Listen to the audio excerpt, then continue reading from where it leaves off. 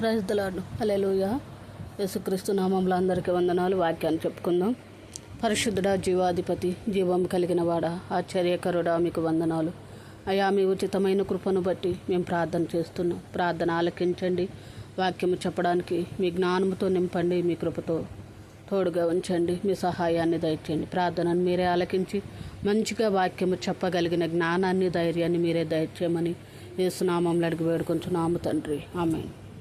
వాక్యం చెప్పుకుందాం. సమూయేలు మొదటి గ్రంథము 3వ అధ్యాయము 1 నుండి 5 వచనాల వరకు.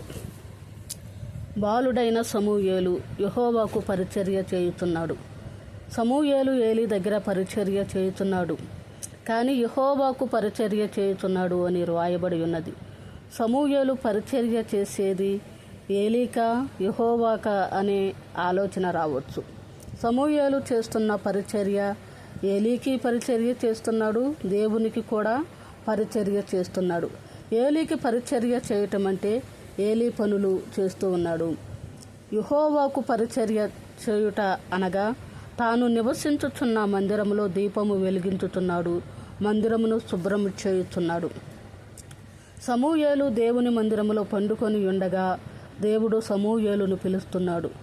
దేవుడు సమూయేలును పిలుస్తున్నప్పుడు ఆ మందిరములో ఉన్న దీపము ఆరిపోలేదు, అనగా ఆ మందిరములో ఉన్న దీపము ఇంకా వెలుగుతూనే ఉంది.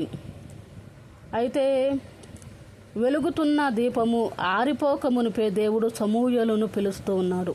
ఎందుకు అనగా దీపం వెలుగుతూ ఉండగానే ఇల్లు చక్కబెట్టాలి కాబట్టి. షిలోహు మందిరములో ఉన్న ఆ పరిస్థితులను దేవుడు ఆ బాధ్యతను సమూయేలుకి అప్పగించాలనుకున్నాడు. అయితే మందిరములో ఉన్న దీపము ఇంకా వెలుగుచూ ఉన్నది కాబట్టి దేవుడు చెప్తున్న మాట ఏంటంటే, ఆ వెలుగుతూ ఉన్నప్పుడే సమూయేలును పిలిచాడు. వెలుగుతూ ఉండగానే సమూయేలును ఎందుకు పిలిచాడు అని ఆలోచన చేస్తే సామెతల గ్రంథము 20వ అధ్యాయము 27వ వచనము, నరుని ఆత్మ యెహోవా పెట్టిన దీపము, అది అంతరంగములన్నీ శోధించును అని దేవుని వాక్యము చెబుతుంది. దీపము అనగా మానవునిలో ఉన్న ఆత్మ. షిలోహు మందిరములో ఆరిపోకుండా వెలుగుతూ ఉన్న ఆ దీపము ఏలీనే. ఏలీ అనే ఆత్మదీపము ఆరిపోయే పరిస్థితి వచ్చింది కాబట్టి అది ఆరిపోయి మందిరం ఇంకా చీకటిమయం కాకముందే సమూయేలు అనే మరో దీపాన్ని దేవుడు వెలిగించాలనుకున్నాడు.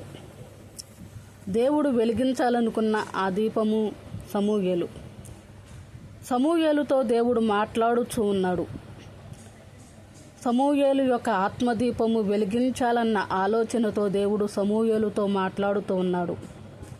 కానీ సమూయేలు చిన్నవాడు కాబట్టి దేవుని యొక్క స్వరాన్ని గుర్తించలేకపోయాడు. ఏలీ అనే ఆత్మదీపం ఆరిపోవడానికి కారణం ఏలీ ప్రవర్తన మాత్రము కాదు, కానీ అతని కుమారుల ప్రవర్తన వల్ల దేవుడు ఆ మందిరములో ఉన్న పరిస్థితులను మార్చాలనుకున్నాడు. ఏలీ వృద్ధుడై ఉన్నాడు. అతని కన్నులకు మందదృష్టి వచ్చింది. అయితే ఏలీ కుమారులు మందిరంలో యాజకులుగా పనిచేస్తూ ఉన్నారు, కానీ వారు దేవుని భయము లేకుండా జీవిస్తూ ఉన్నారు. దేవుడు వద్దన్న పనులు వాళ్ళు చేస్తూ ఉన్నారు. వారు తిండిబోతులుగా ఉన్నారు. వారు స్త్రీలతో వ్యభిచారము చేయుచున్నారు అని చెప్పి దేవుని వాక్యం చెప్తుంది. సామెతల గ్రంథం 23వ అధ్యాయము 2వ వచనము, నీవు తిండిబోతువైన వేడల నీ గొంతుకకు కత్తి పెట్టుకొనుము అని దేవుడు చెప్తూ ఉన్నాడు. తిండిబోతులుగా ఉండొద్దని దేవుడు చెప్తున్నాడు, కానీ వాళ్ళు తిండిబోతులుగానే బ్రతుకుతూ ఉన్నారు. ఫిలిప్పీ పత్రిక 3వ అధ్యాయము 19వ వచనము, నాశనమే వారి అంతము, వారి కడుపే వారి దేవుడు. వారు తాము చిగ్గుపడవలసిన విషయములలో అతిశయపడుతున్నారు, భూ సంబంధమైన వాటి యందే మనస్సు నుంచుచున్నారు. ఏలీ కుమారులైన ఒప్ని, ఫినెహాసు యాజకుల యుండి కూడా సిగ్గుపడవలసిన కార్యాలను బట్టి అతిశయపడుతున్నారు, చెడు కార్యాలను చేస్తూ ఉన్నారు. ప్రజలు దేవుని కొరకు తెస్తున్న బలిని దేవునికి అర్పింపకముందే వారే దానిని తినివేయుచున్నారు. ఇంత నీచమైన స్థితికి యాజకులు దిగజారిపోయారు. అయితే ఇశ్రాయేలీల యొక్క తిండిబోతుతనానికి కూడా దేవుడు అసహించుకున్నాడు అని దేవుని వాక్యం చెప్తుంది. మాంసము వారి నోట నుండగానే పురుగులు పట్టింది అని దేవుని వాక్యం చెప్తుంది. అలాగే ఏలీ కుమారుల యొక్క తిండిపోతుతనానికి కూడా దేవుడు అసహించుకున్నాడు. రోమాపత్రిక 14:17 దేవుని రాజ్యము భోజనమును పానమును కాదు, కానీ నీతియు సమాధానమును పరిశుద్ధాత్మ యందలి ఆనందమునై ఉన్నది. కానీ ఏలీ కుమారులు దేవుని రాజ్యమును గురించి ఆలోచించుట మానివేశారు. భూలోక విషయాలనే వారు మనస్సునందు ఉంచుకుంటూ ఉన్నారు. అందుకే దేవుడు వారికి విరోధి అయ్యాడు. మందిరమునకు వచ్చిన స్త్రీలతో వారు వ్యభిచారము చేయుచున్నారు. ఆ వ్యభిచారము అనగా అది దేవునికి కోపము పుట్టించే పాపము. ఆ పాపముతో వారు పట్టబడ్డారు. దేవునికి దూరస్తులైపోయి వ్యతిరేకులుగా జీవిస్తున్నారు. వారి హృదయాన్ని కఠినపరుచుకున్నారని దేవుని వాక్యం చెప్తుంది.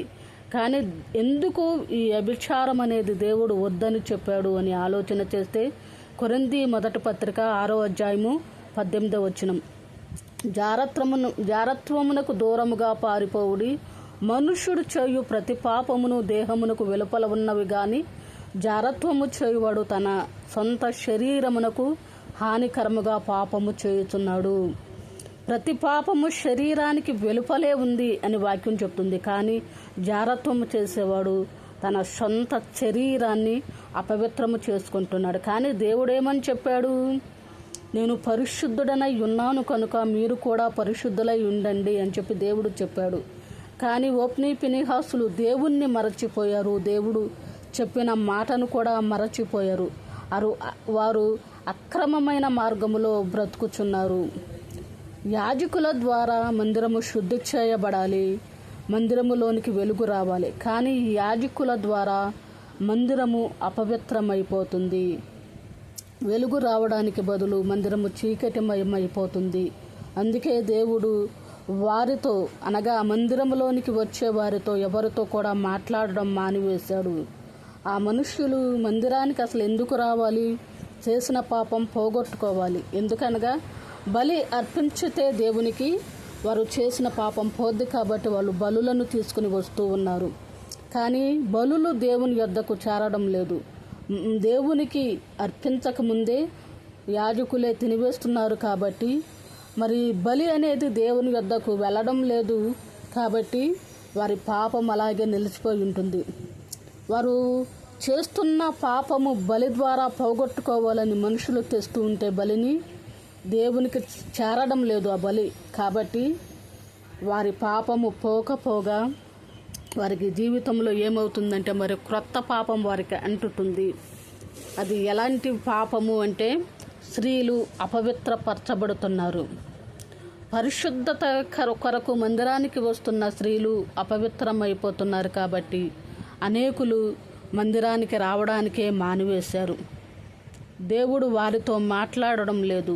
ఎందుకంటే దేవుడు మందిరములో లేడు.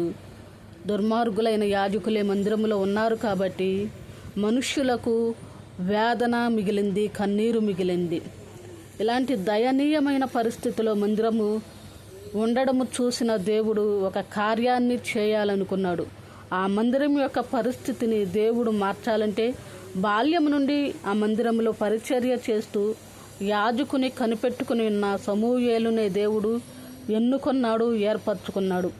ఏలీ అనే ఆత్మదీపం వెలుగుతూ ఉండగానే సమూయేలు అనే మరో ఆత్మదీపాన్ని దేవుడు వెలిగించాడు.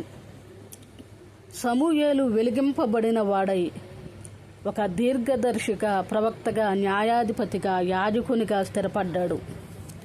అయితే దేవుడు ఇలాంటి పరిస్థితిలో మందిరము భయంకరమైన పరిస్థితిలో ఉండడము దేవుడు చూశాడు. కాబట్టి సమూయేలును ఒక దీపముగా వెలిగించిన దేవుడు దీపస్తంభము మీద సమూయేలును నిలబెట్టాడు. మత్తయి సువార్త 5:14 రాయబడి ఉంది. సమూయేలు అనే ఆత్మదీపం దీపస్తంభము మీద పెట్టబడినదై అనేకులకు దారి చూపుతున్నది. అలాగే సమూయేలు ద్వారా మరలా మందిరములోనికి వెలుగు వచ్చింది. చెదరిపోయిన ఇశ్రాయేలీలందరూ కూడా తిరిగి సమకూర్చబడ్డారు. అయితే దేవుని మహిమ మళ్ళీ వారు చూడగలిగారు. అలాగే ఈ దినాలలో కూడా ఉన్న మనము కూడా ఏం చేయాలంటే మనుషులను చూడకూడదు. అలాగే దేవుని యాజకులను కూడా చూడకూడదు. చూడవలసింది ఏంటి అంటే దేవుడు మందిరములో ఉంటే మనుషులకు మంచి జరుగుద్ది, దేవుడు మందిరాన్ని విడిచిపెడితే మనుషులకు చెడు జరుగుద్ది అని చెప్పి దేవుని వాక్యం చెప్తుంది. మందిరానికి వెళ్ళే ప్రతి మనుషులు కూడా ఏమి కోరుకోవాలంటే అక్కడ దేవుడు ఉన్నాడా లేదా అనేది చూడాలి, కానీ యాజకులను చూడకూడదు, విశ్వాసులను చూడకూడదు. ఏమంటున్నాడంటే దేవుడు ఎవరు నిమిత్తమైనా సరే దేవుడు తీర్పు తీరుస్తాడు. ప్రతి ఒక్కరికి తీర్పు తీర్చేవాడు దేవుడే. కాబట్టి మందిరంలో సేవకులు ఎలా ఉన్నా, విశ్వాసులు ఎలా ఉన్నా, వారి ప్రవర్తన ఎలా ఉన్నా వెళ్ళేవారు మందిరాన్ని మానకూడదు.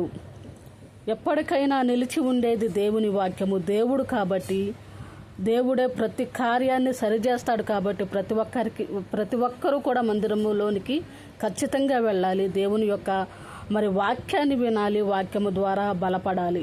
నిన్న నేడు నిరంతరము ఏకరీతిగా ఉంటానని దేవుడు చెప్తున్నాడు. దేవుడు మార్పు లేనివాడు, దేవుని వాక్యము కూడా మార్పు లేనిది. కాబట్టి ఎవరైనా సరే ఆ దేవుని వాక్యము కొరకు మందిరానికి వెళ్ళాలి. మందిరములోనికి వెళ్ళి అనేకుల కొరకు ప్రార్థన చేయాలి. హన్నా మందిరములో ప్రార్థన చేసినట్లుగా అనేకులు మందిరములో నిలబడి చెడ్డ మనుషుల కొరకు, మందిరములో ఉన్న చీకటి కొరకు ప్రార్థన చేయాలి, కానీ మందిరాన్ని విడిచిపెట్టవద్దు అని చెప్పి దేవుడు చెప్తున్నాడు. కాబట్టి మన ప్రతి పరిస్థితులలోనూ దేవునికి అవకాశం ఇచ్చి దేవుని మందిరములో ప్రార్థించేవారుగా, మందిరము యొక్క పరిస్థితులను మార్చగలిగిన వారముగా మనమే మారి అనేకులను మందిరానికి నడిపించే వారముగా ఉందాం. ఆమేన్.